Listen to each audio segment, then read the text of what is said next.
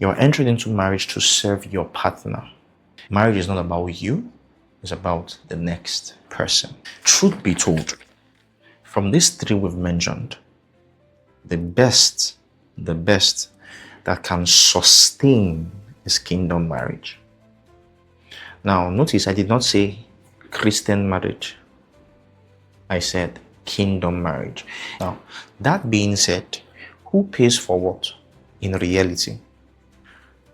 I have found out from experience is first that mindset by the leader, by the head to say, I am going to take responsibility. Then the Lord will begin to expand your territories. Again, a kingdom man does not behave like that. The fact that you are fully responsible for the home then does not become the ground for manipulation, oppression. Our life is measured by our contributions and not by our enjoyment and pleasures. At some point of maturity, you're no longer seeking for pleasure, you're seeking for legacy. And I'm telling you before you hit that point, at some point, sex can get tiring. Especially, like I said to you, when your mind has been used to it, then you start looking for the meaning of your life. Every form of invention, technology that we have now is one thing, is to steal attention. We've heard about it. Attention is a new currency. If you have the ability to control your attention, in this day and time, you are a strong person. There will always be 1,000 beautiful ones out there, and you cannot spend your life seeking for them. That's not your job. Your job is to find your assignment, your purpose, and make the meaningful contribution you can with it. In a world full of confusion, pressure, and distractions, we help create content that gives clarity, direction, and practical wisdom that you can apply in your everyday life. So if you're a young person out there trying to figure out life, build a future, and stay grounded in God, then you're in the right place. Welcome once again to the podcast. Hello, family. Welcome to our channel. Like I'll always tell you, it's our channel. It's all of us that have the channel. Those of you that subscribe, those of you that does not subscribe, please subscribe and watch and share with your community. This is our channel. Once again, welcome to the episode 3 of Gen Z's and Marriage. Questions young people are asking us touching relationship, courtship, marriage, and everything within that space. So we've had 2 very great episodes. This is the 3rd installment on that episode. And right now, I think we'll just continue from where we stopped last week. We are talking about certain questions. And I think what we stopped last week, we were talking about the stability of both partners before they enter into marriage. And we quite well dealt with that. So let's continue now. It says that how is anyone supposed to think about marriage when they can barely take care of themselves? And that's true. You shouldn't be thinking about marriage when you cannot take care of yourself. And by taking care of yourself here, again, we're not just talking about financial care. We are talking of every form of care, both emotionally, because the truth is marriage is service. You're entering into marriage to serve your partner. If you've not been able to serve yourself or take care of yourself, how can you take care of somebody else? It's going to be a disaster. And the problem is that many people enter into marriage with a selfish motive.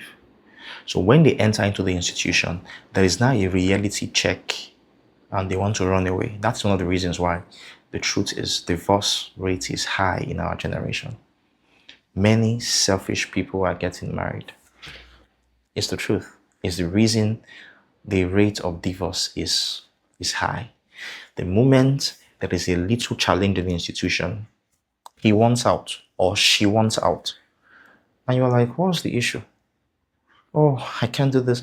It's because they entered with a selfish motive. They entered to be served. not to serve. And the only way this thing can work is when we serve each other. I'm going to serve you and make sure I give you the best of myself. Then the other party is saying, I'm going to serve her and give her myself and make her the best version of herself. Once you enter like that, it's locked in. It's locked in. So that's a very beautiful question. Nobody should think of marriage when you can't take care of yourself. Marriage is not about you, it's about the next person. Is that okay? Oh, this one says, who pays for what in the modern marriage? Is 50-50 realistic? Now, like somebody said, and I strongly agree with him. He says that there are three kinds of marriage. Number one, there's the modern marriage. Number two, there's the traditional marriage. Number three, there's the kingdom marriage. Truth be told, from these three we've mentioned, the best that can sustain is kingdom marriage. Now, notice I did not say Christian marriage. I said kingdom marriage.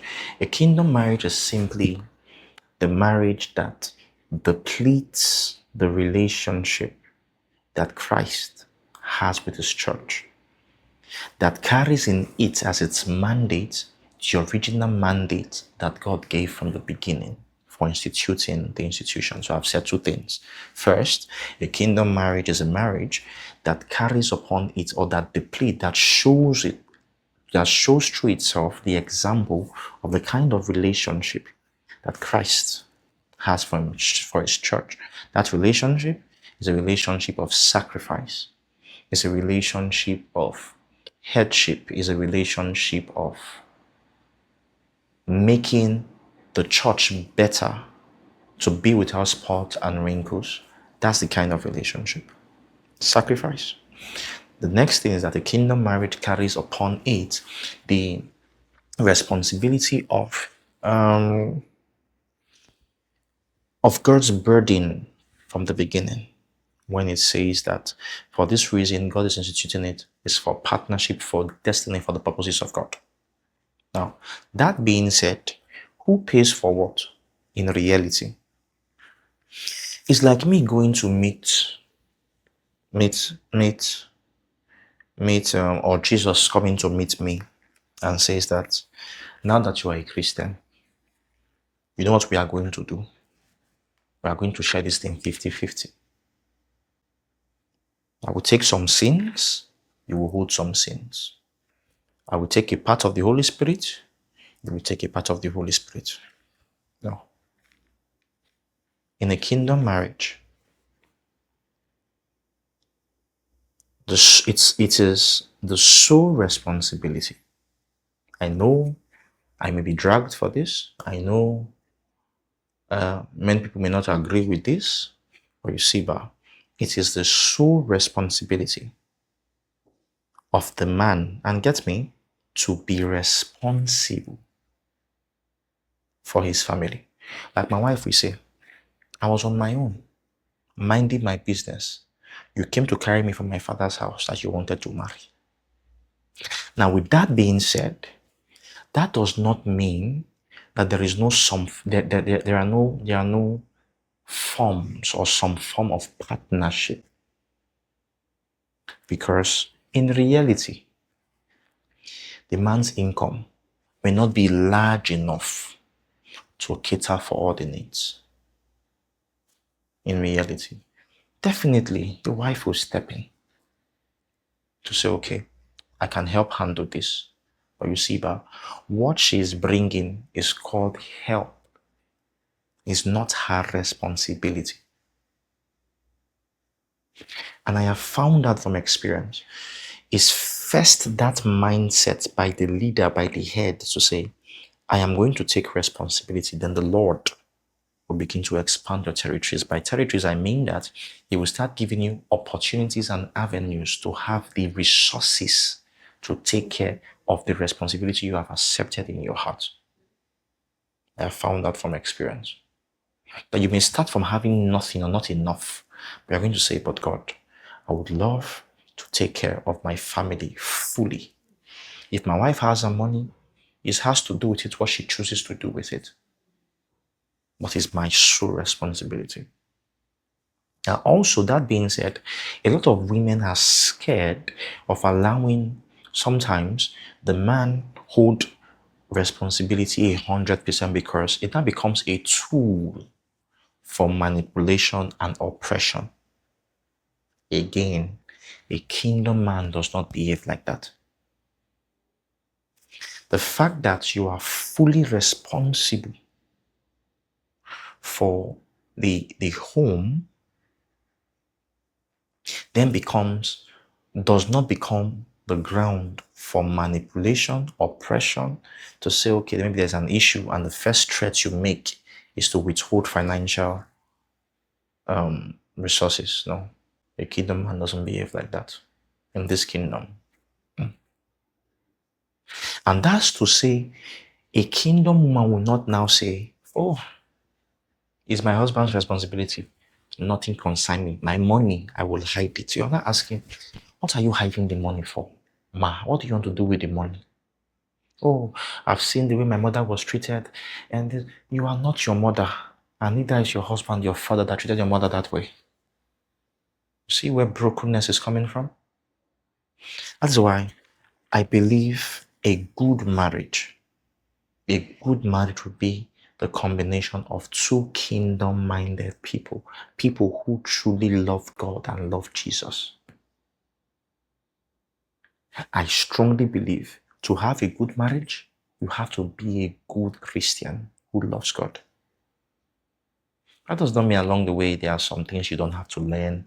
It will be easy to learn those things when your heart is in the right place, which is God. So again, back to that question. Who is responsible for what? The head is responsible for all. There are seasons and areas of partnership that the spouse, that the lady can say, I choose to want to handle this. Sometimes, if you've been married, from practical experience, married people will understand this. If you're not married, you may not understand it yet. You'll notice that sometimes there are things that, especially within the house, that you may not even know is a need, that is not captured in the official budget that was given to you. I'm just using finance, for example, that was not captured there. But it's nevertheless is a need in the house. So your wife can step in and handle that.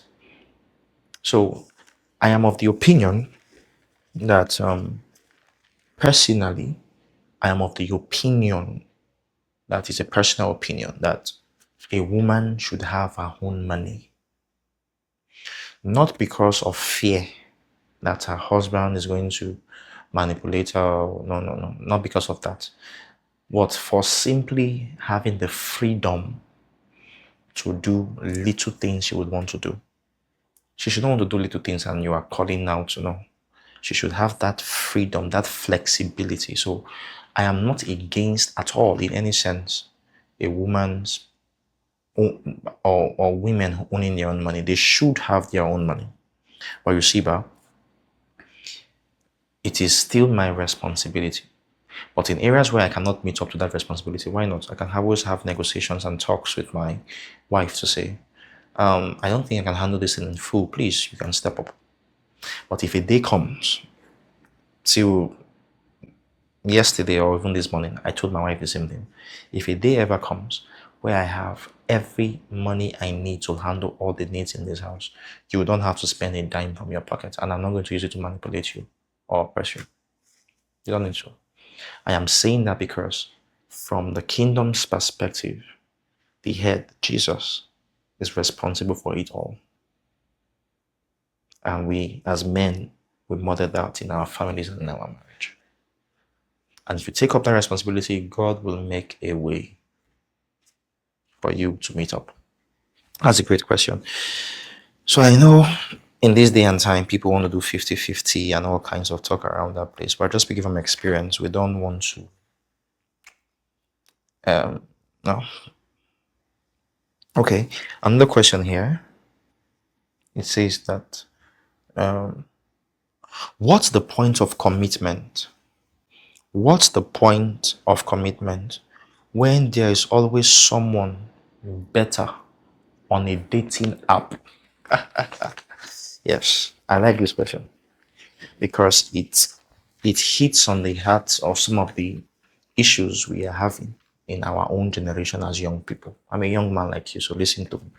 See, so what's the point of commitment when I can always find people better?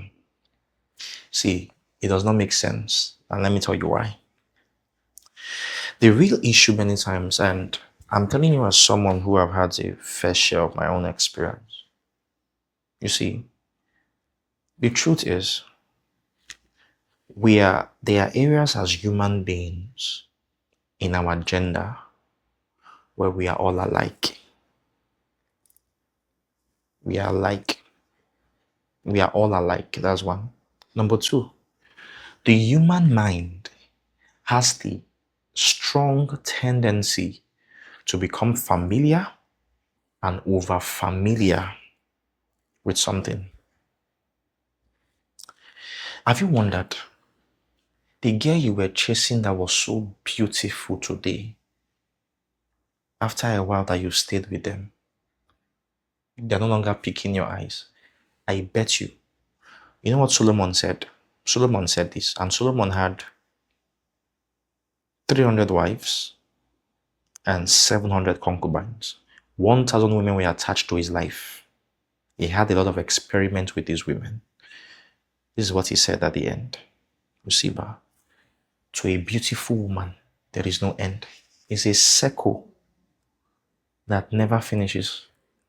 The day you meet somebody better on that app, after a while, you'll be looking for somebody else that is more better. And the day you meet that person that is better, once you've achieved it, you've conquered it, you stayed with the person, you've seen them, their nakedness and all, you'll be looking for somebody that is more better. It's a circle that does not have an end. Now, what is then the point of commitment?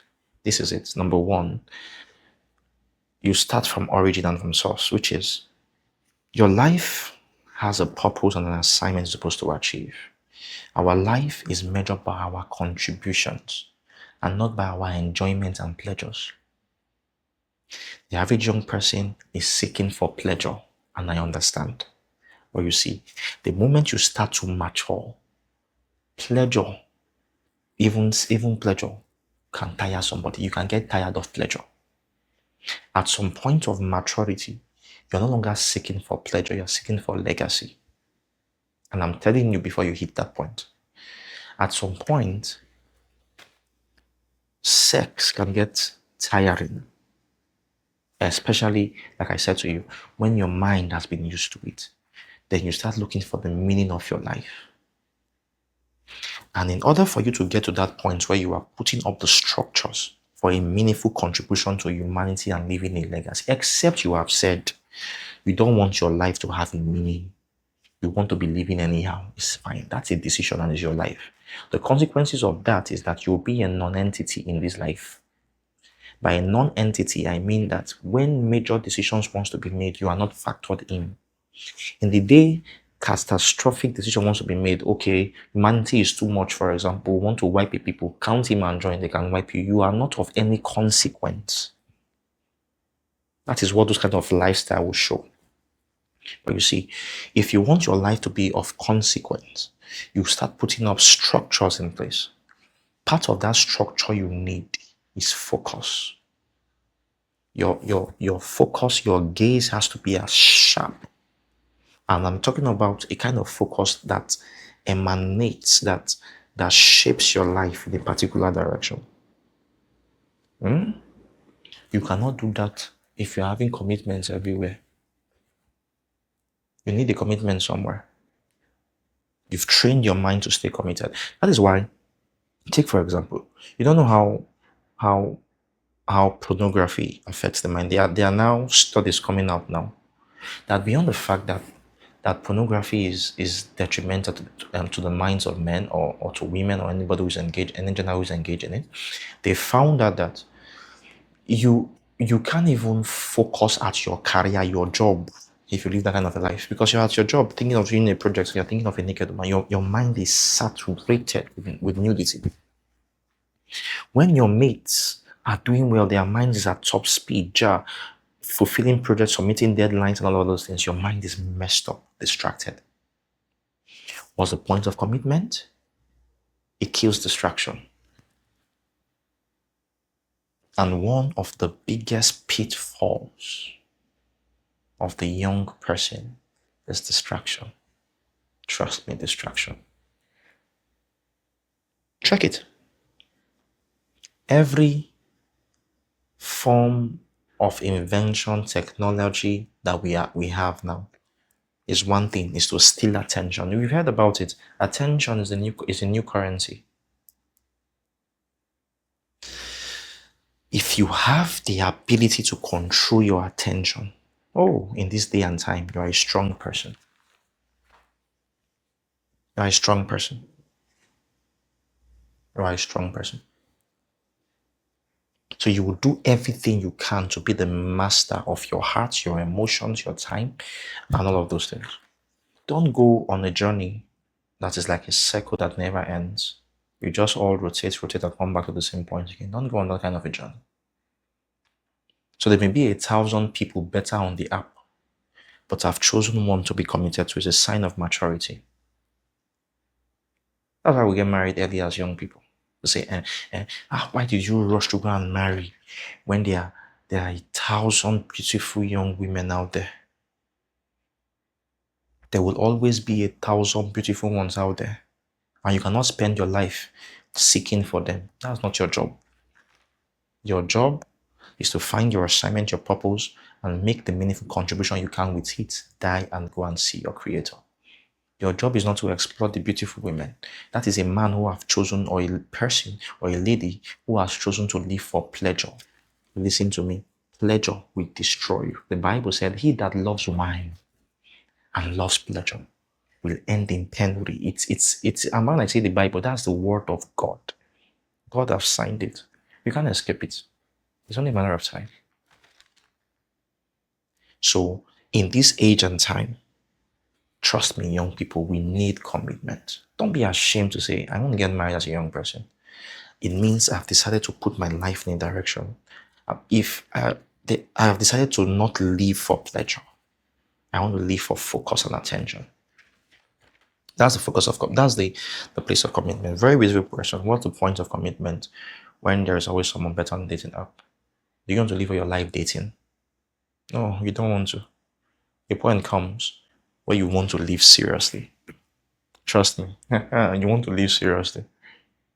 Let's take a last one before we go. Why do so many relationships never leave talking stage? It's simply because of the people involved in it, and especially because of the leader there, which is usually the male figure. They're just having fun. They just talk, and all kinds of things are involved in what we call a talking stage, which is now becoming an exploring stage. No. If we both know what we are doing, and we can't talk all the talk in the talking stage, we can move on to marriage and continue. But the two persons involved at this, it was Miles Monroe that said that the omelette can be better than the eggs that makes them. So the two persons involved in this relationship should have a commitment and the maturity to say, what are we doing? What are we doing? Where is this thing heading? Then so it's because of the two persons involved. That's why it never leaves. And sometimes it's lack of direction, lack of just knowing what to do with what that courtship or that relationship should be about. That's a good one. We'll continue from there from our next episode. Again, thank you for always watching. Thank you for always sharing. Share with your community. Share with people who you believe they need it. Like, subscribe, and do everything you can do to make sure that this community keeps spreading. Thank you very much. See you when I see you.